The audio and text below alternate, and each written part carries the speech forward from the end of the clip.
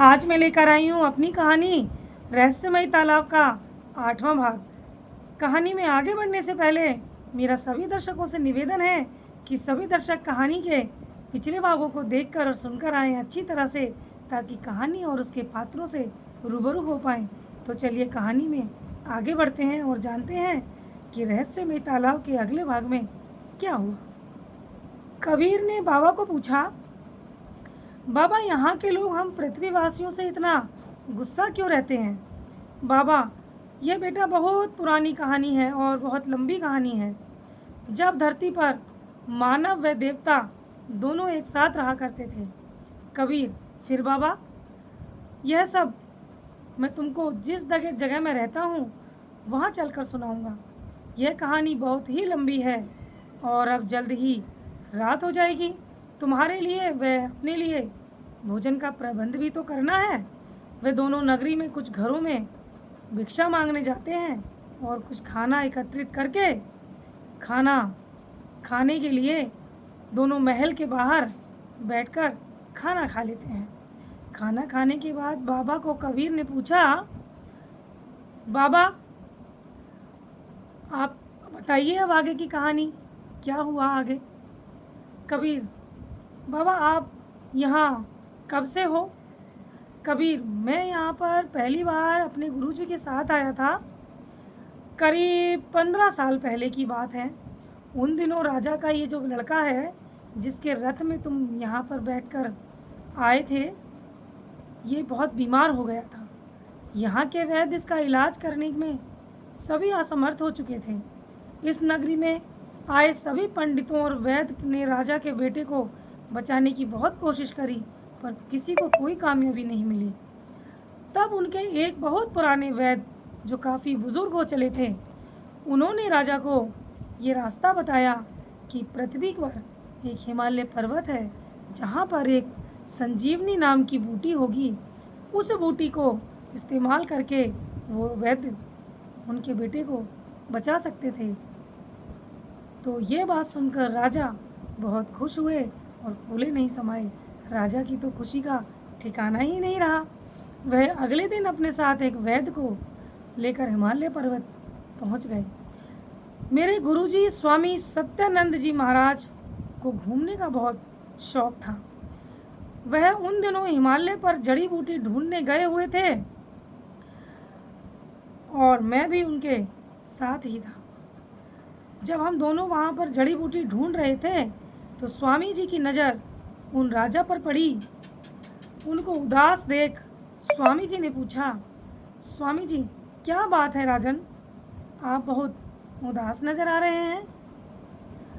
तो राजा ने अपनी आँखों को नम करते हुए उनको अपना पूरा हाल बताया और कहा, पूजनीय महाराज, मेरा बेटा एक भयंकर बीमारी से जूझ रहा है।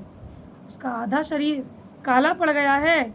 हमारे एक वैद्य जी ने संजीवनी बूटी नामक एक बूटी को ढूंढने के लिए बोला है, जो इस हिमालय पर्वत पर मिलेगी।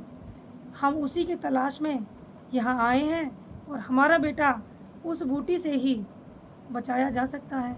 यह कहकर राजा रोने लगे। उनको चुपचाप कराते हुए स्वामी जी बोले, स्वामी जी, आप एक बार मेरे को अपने बेटे के पास ले जाओ, मुझे इस बीमारी का इलाज आता है। स्वामी जी अचानक, एक बार मेरे को अपने बेटे के पास ले जाओ, मुझे इस बीमारी का इलाज आता है, ये सुनकर तो उनके रोंगटे खड़े हो गए और वो खुशी से फूले नहीं समाये। राजा कुछ देर सोचकर बोले, ऐसा तो नहीं हो सकता महाराज, ये हमारे नियमों के खिलाफ है। स्वामी जी, क्यों, क्या दिक्कत है?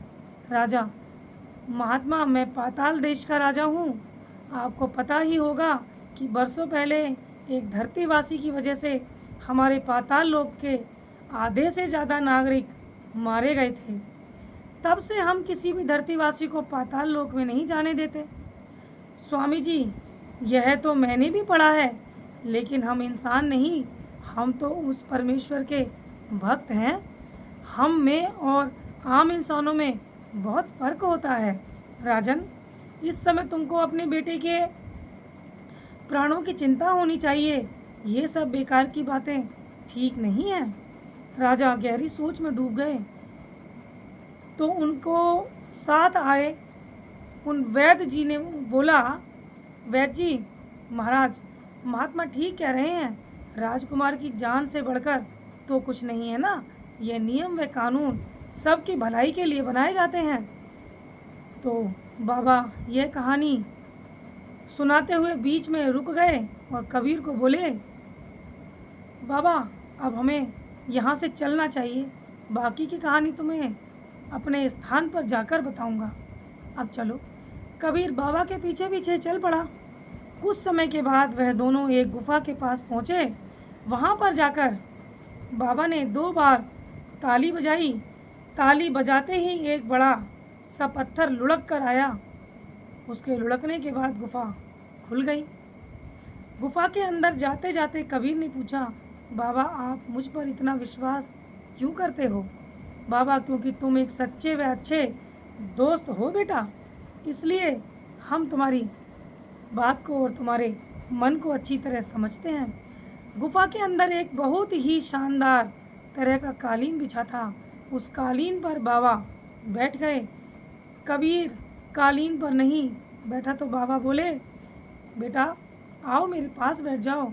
कबीर, नहीं बाबा, ये आपकी कालीन है और मैं आपकी कालीन पे कैसे बैठ सकता हूँ। आज के लिए बस इतना ही। कहानी का अगला हाल जानने के लिए इंतज़ार कीजिए इस कहानी के अगले भाग का, और इसके अगले भाग को लेकर मैं जल्द से जल्द हाजिर होंगी। अभी इस कहानी में बहुत कुछ बाकी है, कहीं भी जाइएगा मत। धन्यवाद।